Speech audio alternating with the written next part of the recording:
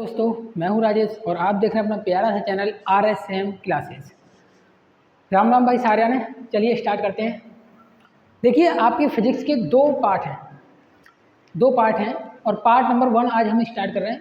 Part number 1 में पहला अध्याय स्टार्ट कर रहे हैं, मतलब लेसन नंबर 1, जिसका नाम है वैद्युत आवेश और क्षेत्र। वैद्युत आवेश और क्षेत्र यानी कि electric charge and electric field के बारे में इसमें पढ़ेंगे। ठीक है, इलेक्ट्रिक फील्ड अब हम इसमें पढ़ेंगे। ये जो चैप्टर है हमारा, इस स्थिर वैद्युतिकी, मतलब आगे जब आप पढ़ेंगे तो इलेक्ट्रोस्टैटिक्स की एक अलग बुक बन जाएगी, उसके अंदर आता है। इलेक्ट्रोस्टैटिक्स का क्या अर्थ है, चलिए सबसे पहले मैं ये समझा दे रहा हूँ। इलेक्ट्रोस्टैटिक्स के अंतर्गत आ रहा है, तो हम पढ़ ले रहे हैं।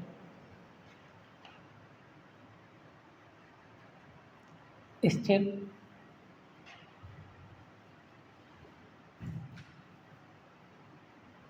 वैद्युतिकी, स्थिर वैद्युतिकी को इंग्लिश में कहते हैं इलेक्ट्रोस्टैटिक्स।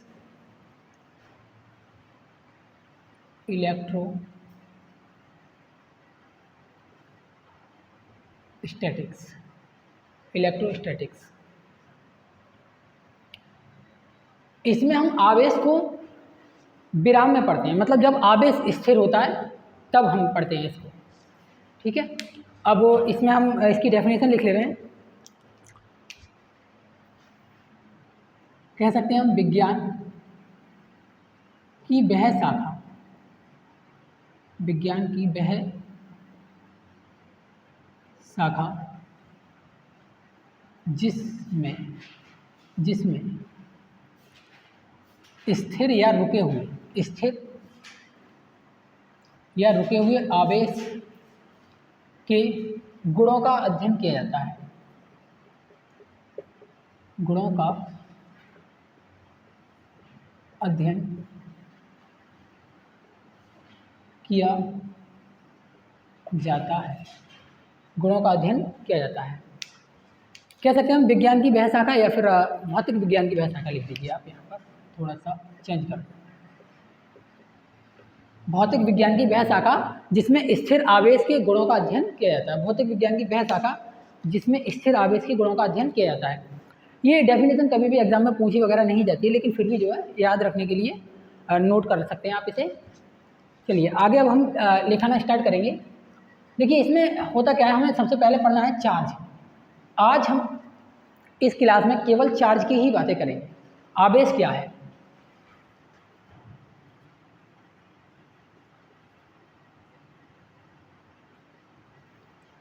आवेश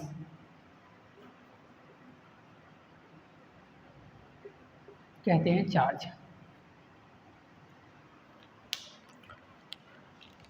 इसकी दो डेफिनेशन होती हैं। वस्तुओं का वह गुण जिसमें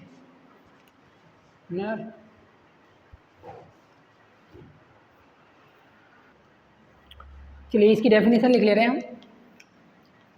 पदार्थ का वह मौलिक गुण है। आवेश जो है वो पदार्थ का वह मौलिक गुण है। पदार्थ का वह मौलिक, या आप लिख सकते हैं भौतिक गुण। किसी पदार्थ का वह मौलिक गुण है जिसके कारण वस्तुओं के बीच वैद्युत आकर्षण बल कार्य करता है। जिसके कारण वस्तुओं के बीच वैद्युत बल कार्य करता है।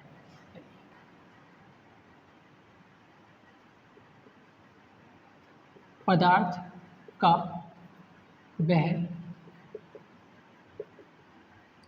मौलिक गुण है।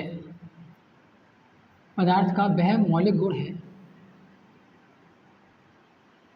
जिसके कारण वस्तुओं के बीच वैद्युत बल कार्य करता है। जिसके कारण वस्तुओं के बीच वैद्युत बल कार्य करता है। अथवा ये भी हम कर सकते हैं। देखिए, यहाँ पर आप कहेंगे पदार्थ का वह मौलिक गुण है, इनके उसी गुण को हम आवेश कहते हैं। वह मौलिक गुण है जिसके कारण वस्तुओं के बीच वैद्युत बल कार्य करता है। दूसरी डेफिनेशन भी हम इसकी लिख सकते हैं। वस्तुओं में आकर्षित अथवा प्रतिकर्षित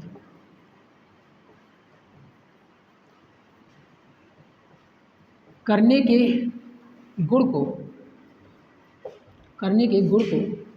आवेश कहते हैं। आवेश कहते हैं।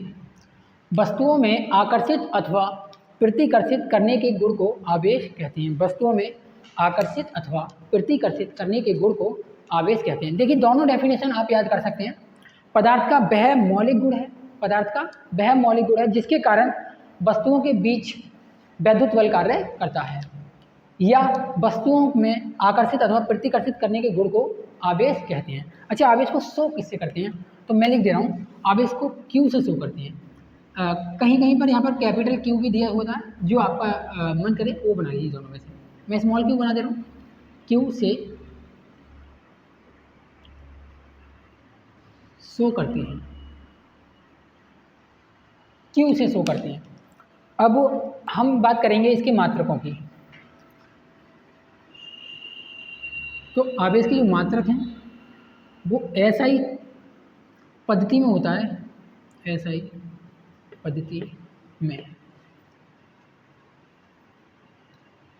कूलाम, आवेश का मात्रक एसआई पद्धति में कूलाम होता है और इसे कैपिटल सी से शो करते हैं। कैपिटल सी से, इसे कैपिटल सी से शो करते हैं। अच्छा, और भी हम आवेश के मात्रक पढ़ सकते हैं, जैसे सीजीएस पद्धति में क्या होगा। सीजीएस पद्धति में, तो सीजीएस पद्धति में इसका मात्रक होता है स्टेट कूलाम। State coulomb. इसका एक और चुंबकीय मात्रक होता है। स्टेट कूलाम को वैसे ये लिखते हैं ESU। ESU। एक और कूलाम होता है, एक मात्रक और होता है इसका चुंबकीय मात्रक, जिसे बोलते हैं AB coulomb. AB coulomb.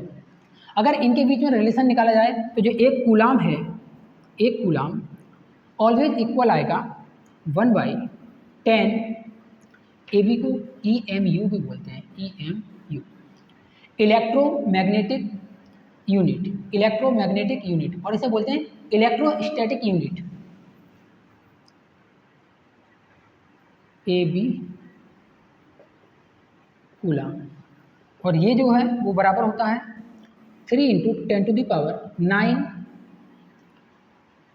State coulomb के। स्टेट कूलाम, या फिर ये इस तरह से लिखा हुआ है ESU। ये नोट डाउन करने के लिए है। चलिए स्क्रीनशॉट ले लीजिए और फिर मैं इसे रफ कर दूंगा यहाँ से। चलिए स्क्रीनशॉट सभी ने ले लिया होगा। अब मैं इसे रफ कर दिया है मैंने इसे। अब हम पढ़ेंगे आवेश के प्रकार। आवेश के प्रकार।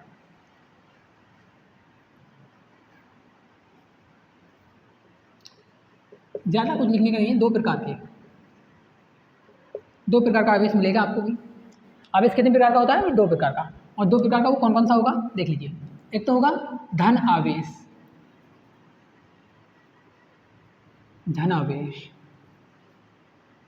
Positive charge. और दूसरा होता है ऋण आवेश।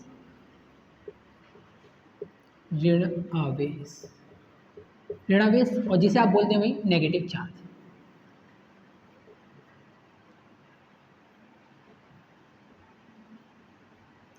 Negative charge. अच्छा, यहाँ पर इसके प्रकार से होगा क्या, देखिए आप यहाँ पर एक लाइन लिख लीजिए, नोट डालकर या कैसे भी लिख लीजिए। इस लाइन को इम्पोर्टेंट समझ लीजिए। समान आवेश, समान आवेश, आवेश जैसे कोई प्लस प्लस होगा और माइनस माइनस। समान आवेश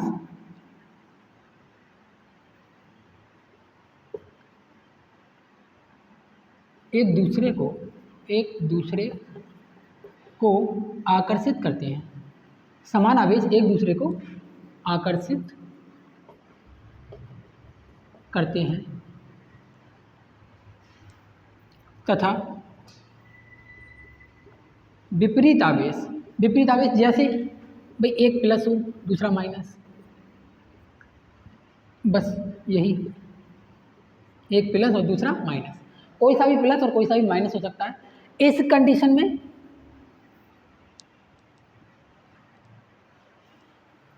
सॉरी यहाँ पर आकर्षित नहीं, यहाँ पर प्रतिकर्षित कर दीजिए, प्रतिकर्षित। समान आवेश एक दूसरे को प्रतिकर्षित करते हैं, जबकि विपरीत आवेश एक दूसरे को आकर्षित करते हैं, आकर्षित करते हैं। प्रतिकर्षित को इंग्लिश में कहते हैं रिपल और इसे कहते हैं अट्रैक्ट। ठीक है, विपरीत आवेश क्या करेंगे, एक दूसरे को आकर्षित करेंगे, जबकि समान आवेश एक दूसरे को प्रतिकर्षित करेंगे।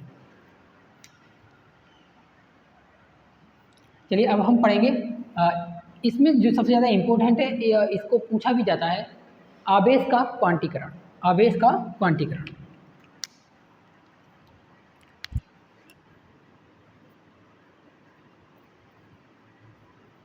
आवेश का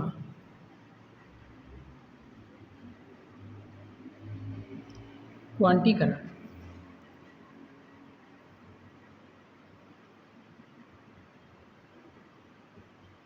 या क्वांटिजेशन ऑफ चार्ज। इसे बताने से पहले मैं आपका ध्यान आकर्षित करना चाहता हूं कि जो आवेश की संकल्पना दी जाती है वो इलेक्ट्रॉन के बेस पर दी जाती है। आवेश की जो संकल्पना दी जाती है वो किसके बेस पर दी जाती है, इलेक्ट्रॉन के बेस पर, यानी कि इलेक्ट्रॉन पर आधारित आवेश की संकल्पना दी जाती है। जो भी डेफिनेशन वगैरह हम देते हैं वो किसके बेस पर देते हैं, आवेश के बेस पर देते हैं।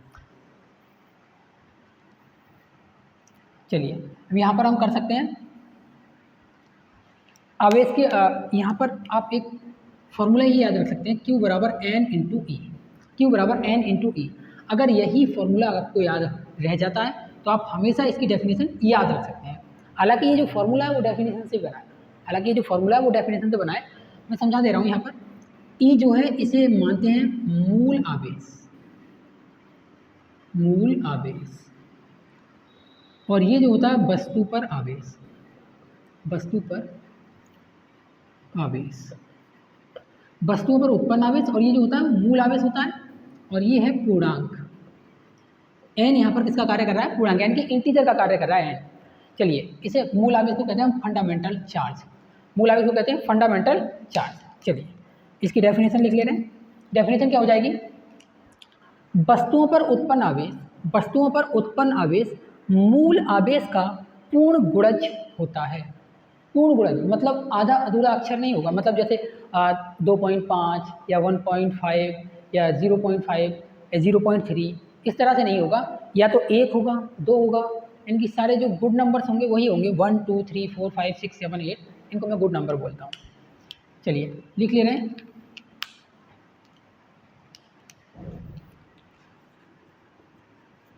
वस्तुओं पर उत्पन्न आवेश, वस्तुओं पर उत्पन्न आवेश जिसे हम क्या बोलते हैं, क्यू। वस्तुओं पर उत्पन्न आवेश मूल आवेश का, मूल आवेश का, और मूल आवेश को क्या बोला था अभी हमने, इलेक्ट्रॉन, मतलब ई से शो करते हैं। मूल आवेश का पूर्ण गुणज होता है, पूर्ण गुणज होता है। वस्तुओं पर उत्पन्न आवेश मूल आवेश का पूर्ण गुणज होता है, अर्थात वो जो हमने फॉर्मूला अभी लिखा था उसे लिख दे रहे हैं, अर्थात Q इज इक्वल्स टू हो जाएगा N into E. Q is equals to हो जाएगा N into E, N into E. Q is equals to हो जाएगा N इंटू ई। यहाँ पर जो E की वैल्यू होती है वो होती है दोस्तों E is equals to 1.6 into 10 to the power minus 19 coulomb. E is equals to 1.6 into 10 to the power minus 19 coulomb. यहाँ हम ये सारी चीज़ें भी लिख सकते हैं, इसे क्या कहते हैं हम, मूल आवेश, मूल आवेश। n क्या होगा यहाँ पर? पूर्णांक होगा, पूर्णांक, वो भी कैसा? धनात्मक पूर्णांक, 1 2 3 4 5 6, मतलब n इज इक्वल्स टू हो सकता है 1 2 3 डॉट डॉट डॉट इस तरह से। और यहाँ पर जो है n कभी भी इक्वल नहीं होगा 1.2 के, 0.5 के, 0.5, 1.2 या 1.5 या 2.5, ये मान कभी भी n के नहीं होंगे, मतलब कभी भी इलेक्ट्रॉन इसके रूप में नहीं होगा। अच्छा, इसको एक और भाषा में भी याद रख सकते हैं कि इलेक्ट्रॉन छोटे छोटे क्वांटा के पैकेट में, छोटे छोटे ऊर्जा जिन्हें हम क्वांटा बोलते हैं, पैकेट्स के रूप में चलता है। यानी कि जो आवेश है वो किसके रूप में चलता है? पैकेट्स के रूप में चलता है। आवेश सतत नहीं होता, आवेश जो है सतत नहीं होता। अच्छा, इसे ही आवेश का क्वांटीकरण कहते हैं। जब भी इसे पूछा जाएगा तो वस्तुओं पर उत्पन्न आवेश मूल आवेश का पूर्ण गुणज होता है, अर्थात Q is equal to N into e. और ये जो फॉर्मूला है वो रहने वाला है इम्पोर्टेंट, इसकी हमें आगे ज़रूरत पड़ेगी। ठीक है दोस्तों, अब मैं इसे रफ करने वाला हूँ, स्क्रीनशॉट ले लीजिए। ले भाई बच्चों, अब आवेश के गुण सीखेंगे हम। आवेश के गुण, प्रॉपर्टीज ऑफ चार्ज। आवेश के गुणों में देखिए क्या आ जाएगा। आवेश के गुणों को सीखने से लिए पहले आप एक बात समझ लीजिए, मैंने पॉजिटिव और नेगेटिव चार्ज में बताया। तो फर्स्ट पॉइंट ये होगा इसका, फर्स्ट पॉइंट आप ये बना लीजिए कि जिस भी वस्तु पर आवेश अगर पॉजिटिव है, किसी वस्तु पर अगर यदि आवेश क्या है? प्लस का है, यानी धनात्मक आवेश है, तो इसका मतलब ये होगा कि उस वस्तु पर इलेक्ट्रॉनों की कमी है ग्राउंड स्टेट से। हम कर सकते हैं, यदि पॉजिटिव चार्ज है तो इलेक्ट्रॉनों की कमी होगी।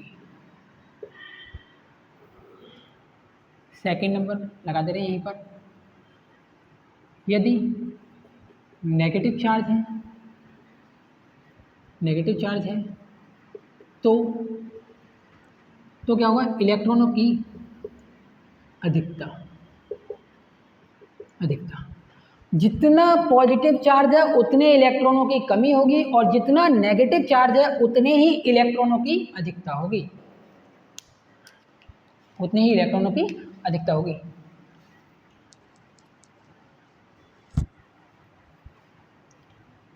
और इसमें भी लिख सकते हैं आप थर्ड नंबर पे, आवेश सतत नहीं होता है, छोटे छोटे पैकेट्स के रूप में चलता है, छोटे छोटे पैकेट्स के रूप में चलता है।